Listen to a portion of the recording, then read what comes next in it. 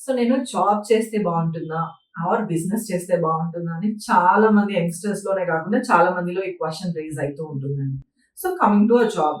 Job అయితే ఏంటి, మనకి నెలకొకసారి మన బ్యాంక్ అకౌంట్ కి టైం ప్రకారంగా మనకి శాలరీ పడిపోతుంది.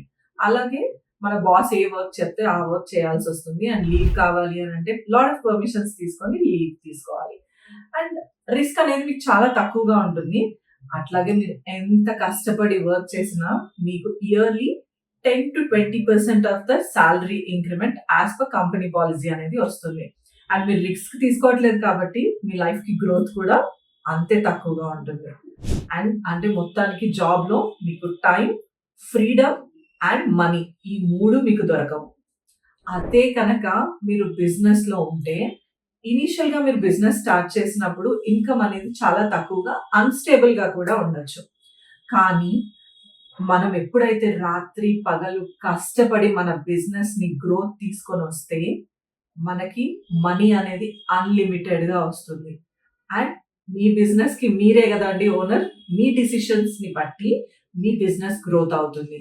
అంటే మీ దగ్గర టైం, ఫ్రీడమ్, మనీ అంటే మీరు ఏ టైంలో ఏం కావాలి అనేది మీరు చేసుకోవచ్చు. ఈ 3 మీకు దొరుకుతాయి. అంటే నేను ఒక సింపుల్‌గా చెప్పాలనుకుంటున్నా అండి. జాబ్ అనేది ఒక సేఫ్ జోన్ మాత్రమే. అదే బిజినెస్ ఒక గ్రోత్ జోన్.